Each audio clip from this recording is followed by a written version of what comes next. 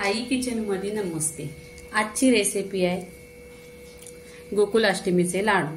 तर मी इथे शेंगदाणे घेतल्यात 1 वाटी आणि छान असं भाजून घ्यायचं गोल्डन कलरवर।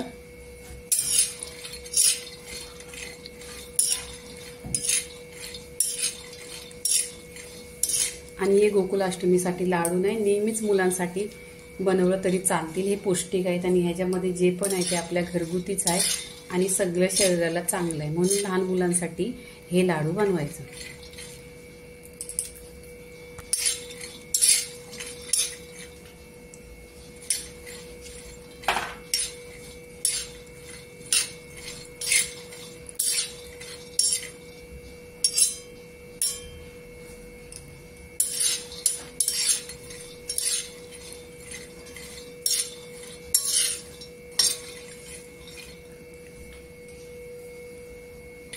इथे शेंगदाणे बघा भाजलेले आहेत आणि पूर्णपणे असं शेंगदाण्याला डाग पडलेला आहे। तर इथे आपण आहे ना काढून घ्यायचं।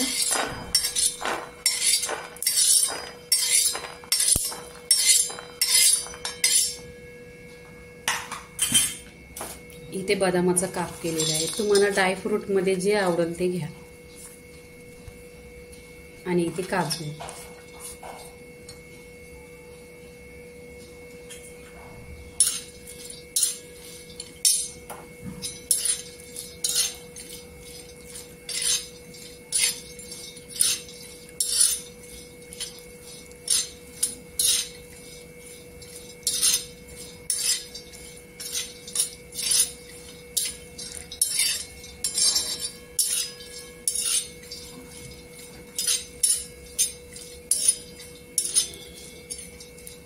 ड्रायफ्रूटला पण छान असा कलर आलेला आहे, बदामी कलर। तर इथे आपण काढून घ्यायचं।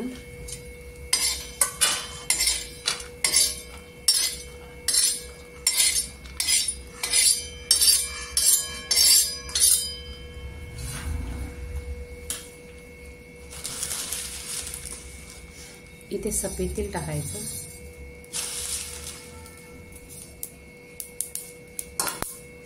इथे खसखस टाकायची, थोडीशी गरम करून घ्यायचं 1 मिनिट। इथे काढून घेतलेलं,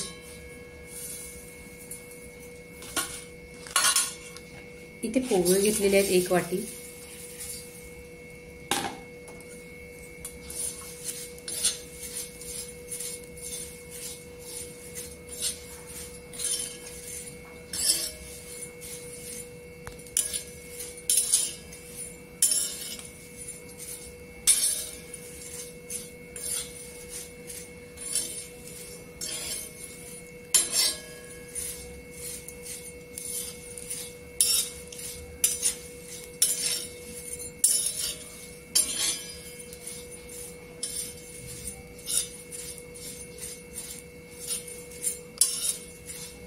इथे पोहे आहेत त्यांचा कलर चेंज नाही करायचा आहे, फक्त गरम झालं पाहिजे।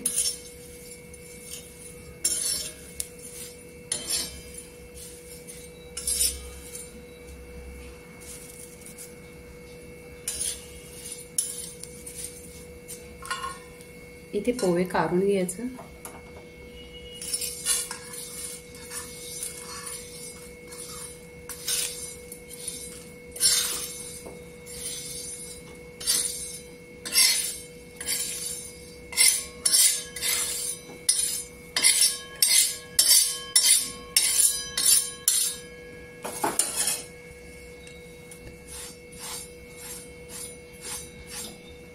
एक वाटी सुका खोबरा आहे, किसलेला आहे।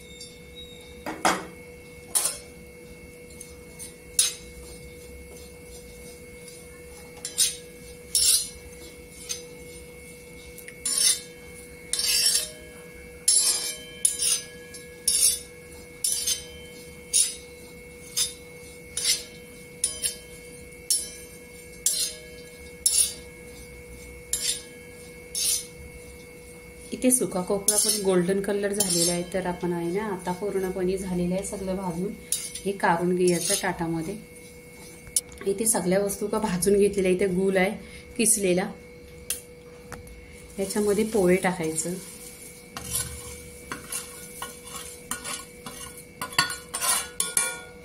आणि सगळं मिक्स करून घ्यायचं, एकजीव करून घ्यायचं.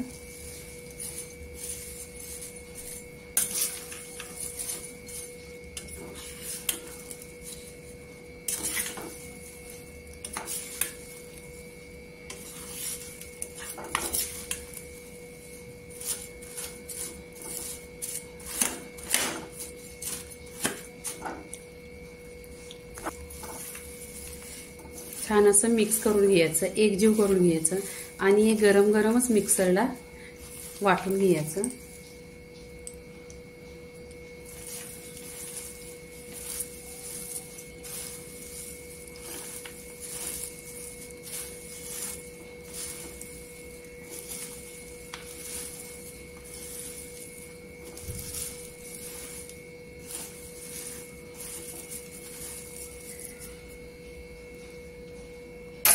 इथे मिक्सरच्या भांड्यात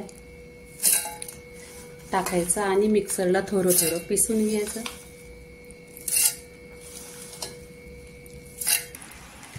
इथे मिक्सरला पिसून घेतलेलं आहे बघा. असं पूर्णपणे हे सगळं पिसून घ्यायचं आहे. मिक्सरला इथे पिसलेलं आहे, पूर्णपणे सगळं पिसून घ्यायचं. पण इथं पिसून झालेलं आहे. तर काय करायचं, आपण लाडू बनवायचा. तुम्हाला ह्याच्यात घी टाकायचं असलं तर घी टाका, तूप टाका.